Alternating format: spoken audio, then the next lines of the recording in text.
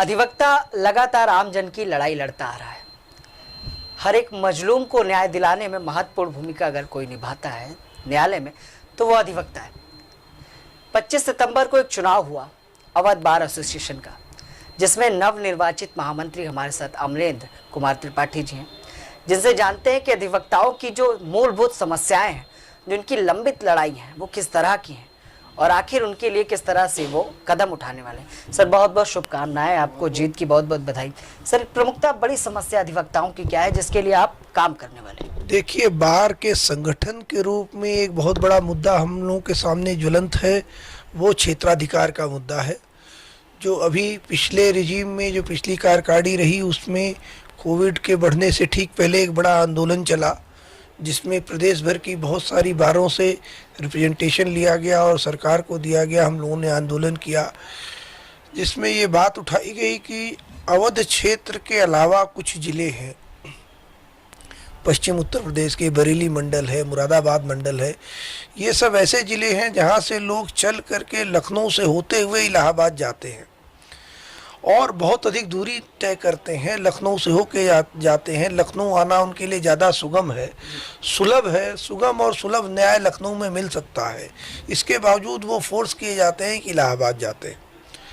दूसरी बात ये है कि इंफ्रास्ट्रक्चर के हिसाब से लखनऊ का जो लखनऊ में इलाहाबाद हाई कोर्ट की जो बेंच है, उसमें इंफ्रास्ट्रक्चर के मामले में वो देश में अद्वितीय है। इतना बड़ा इंफ्रास्ट्रक्चर यहाँ तक कि माननीय सर्वोच्च न्यायालय में भी नहीं है जितना हमारे पास इलाहाबाद हाई कोर्ट में अवेलेबल है। दूसरी तरफ इलाहाबाद हाई कोर्ट में इंफ्रास्ट्रक्चर की बहुत कमी है, न वहाँ बैठने की जगह है, न फाइलों को रखने की जगह है, न अधिवक्ताओं के बैठने की जगह है। शहर भी उतना बड़ा अकोमोडेटिव नहीं है जितना बड़ा लखनऊ है। कनेक्टिविटी शहर की बाकी शहरों से ज़्यादा अच्छी है लखनऊ की एज़ कम्पेयर टू इलाहाबाद। तो ऐसे में हम लोगों की एक जेन्युइन मांग है। इस संबंध में एक बार केंद्र सरकार ने जसवंत सिंह कमीशन का गठन किया था। उस कमीशन ने अवध क्षेत्र के बाहर के कई ज़िलों को लखनऊ बेंच में क्षेत्राधिकार जोड़ने की सिफारिश की थी। वो सिफारिश आज तक ठंडे बस्ते में पड़ी हुई है, उसका पर कोई निर्णय केंद्र सरकार द्वारा नहीं लिया गया है। तो हम लोगों का प्रयास होगा उस पर बात को आगे बढ़ाते हुए उस पर कोई कंक्रीट पहल की जाए, जिससे वो क्षेत्राधिकार का मुद्दा सॉल्व हो सके और लखनऊ बेंच के क्षेत्राधिकार बढ़ सके। यह एक प्राथमिकता से किया जाने वाला संगठन के स्तर का कार्य है। दूसरा एक मुद्दा ये है कि जो आम अधिवक्ताओं की रोज़मर्रा की समस्याएं हैं जिससे वो जूझ रहा है, जैसे लिस्टिंग की एक समस्या है, बहुत ज्वलंत समस्या है लिस्टिंग की, कि मुकदमों में तारीख लगना एक बड़ी समस्या है जूनियर अधिवक्ताओं की, जिसके लिए उनको बहुत प्रयास करना पड़ता है और बहुत पैसा खर्च करना पड़ता है। इससे उन्हें निजात दिलाई जाए। हम लोग माननीय चीफ जस्टिस साहब से इस बात की सिफारिश करेंगे कि एक कोई कोडिफाइड लिस्टिंग पॉलिसी हो जिससे हर मुकदमे की अपने आप तारीख लग सके। तीसरी एक समस्या जो रिसेंटली देखने में आ रही है, यहाँ लखनऊ बेंच में बहुत सारे माननीय जज साहबान को उनके एक्सपर्टीज़ के बजाय दूसरे क्षेत्रों में उनको रोस्टर दे करके उनको काम में जुरिडिक्शन दिया जा रहा है, जिससे जो डिस्पेंसेशन ऑफ जस्टिस है उसमें समस्या पैदा हो रही है, वो स्लो हो रहा है। उस मुद्दे को उठाया जाएगा। इसके अलावा एक बड़ा ज्वलंत मुद्दा है कि स्पिन रोस्टर है। स्पिन रोस्टर में फ्रेश मुकदमे कहीं भी जा सकते हैं। ये पहले इलाहाबाद में चलाया के लिए नोटिफाई हुआ, लेकिन वहाँ रोक दिया गया और लखनऊ में चला दिया गया। अब 2 साल से लगभग लखनऊ में चल रहा है, इलाहाबाद में नहीं चल रहा है, जबकि उसमें बहुत सारी विसंगतियां हम लोग रोज़मर्रा उसकी वजह से देखने में आ रही हैं। तो इसको माननीय मुख्य न्यायाधीश महोदय के संज्ञान में ला करके इसका निराकरण किया जाएगा कि दोनों जगह एक ही व्यवस्था होनी चाहिए। सर, ये भी जानना चाहेंगे कि कैसा रहा चुनाव, कैसा रहा संघर्ष, रात भर काउंटिंग रही, फिर इंतज़ार रहा, किन किन लोगों का समर्थन मिला, सहयोग मिला, उनके लिए क्या कहना चाहेंगे?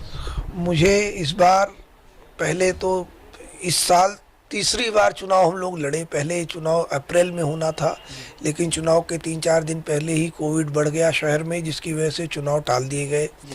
फिर ये चुनाव 14 अगस्त के लिए निर्धारित हुआ। 14 अगस्त को करीब 4 बजे तक चुनाव की प्रक्रिया रही। उसके बाद कुछ समस्याएं हम लोगों के इंटरनल थी जिस पे मीडिया में डिस्कशन की ज़रूरत नहीं है। उसके बाद उसकी वजह से वो चुनाव स्थगित हुआ। माननीय उच्च न्यायालय ने उसका संज्ञान लिया और माननीय उच्च न्यायालय के आदेश पर ये चुनाव विगत 25 तारीख को शनिवार को संपन्न हुआ। हमारे कोर्ट के एक सीनियर एडवोकेट हैं IB सिंह साहब, वो रिटर्निंग ऑफिसर बनाए गए थे। उन्होंने चुनाव को बहुत ऐतिहासिक रूप से कराया।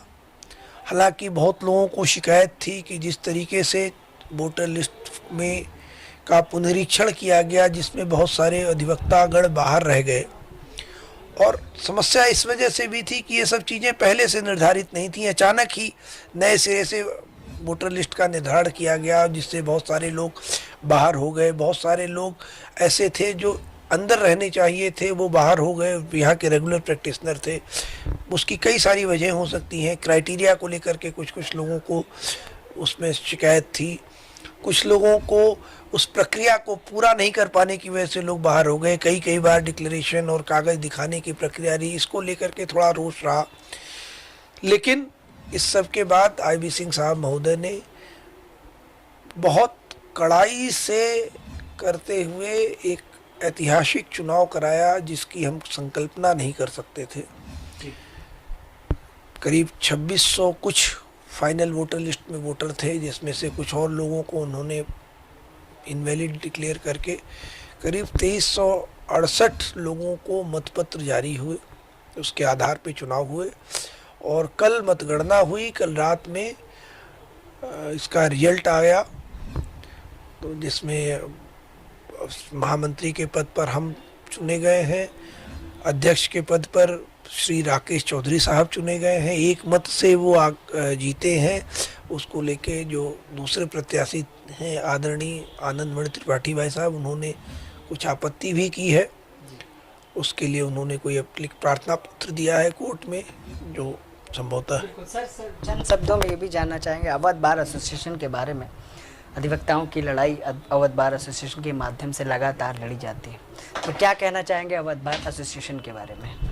देखिए, अवध बार एसोसिएशन इस देश की सबसे पुरानी बार एसोसिएशन और बहुत ही गौरवमयी इतिहास रहा है अवध बार एसोसिएशन का। हमारे यहाँ से बहुत सारे ऑनरेबल सुप्रीम कोर्ट के chief justices, honourable supreme court के जजेस, बहुत डिफरेंट दूसरे हाई कोर्ट्स के चीफ जस्टिसेस रहे हैं।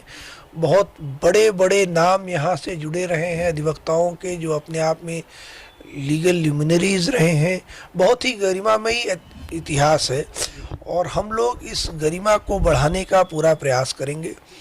अवध बार एसोसिएशन का अपनी लखनवी तहजीब से जुड़ा हुआ एक संस्था है, जो पहले आप के मॉडल पे चलती है। हालांकि जैसे समाज के दूसरे वर्गों में थोड़ा सा डिटोरिएशन हुआ है, वो समस्याएं हम लोग भी फेस कर रहे हैं, लेकिन वे बदलते हुए समाज का एक आईना है। लेकिन इन सब के बावजूद बहुत सारे अच्छे अधिवक्ता हैं, बहुत सारे युवा साथी बार में आ रहे हैं। उनकी अपनी समस्याएं हैं, उनको एड्रेस करते हुए हमारी कोशिश होगी कि इसकी गरिमा को और बढ़ाया जाए और हम सही दिशा में आगे बढ़ सकें। धन्यवाद। तो ये थे हमारे साथ नवनिर्वाचित महामंत्री अमरेंद्र नाथ त्रिपाठी जी, जिन्होंने बताया कि किस तरह से वो अवध बार एसोसिएशन के माध्यम से अधिवक्ताओं की लंबित लड़ाई को लड़ने वाले हैं, उनके हक अधिकार की लड़ाई लड़ने वाले हैं। और सभी अधिवक्ताओं का उन्होंने शुक्रिया अदा किया और उन्होंने बताया कि अवध बार एसोसिएशन की महत्वपूर्ण भूमिका रही और क्या इतिहास रहा। सहयोगी गिरिजेश के साथ मैं विक्रम, लखनऊ से।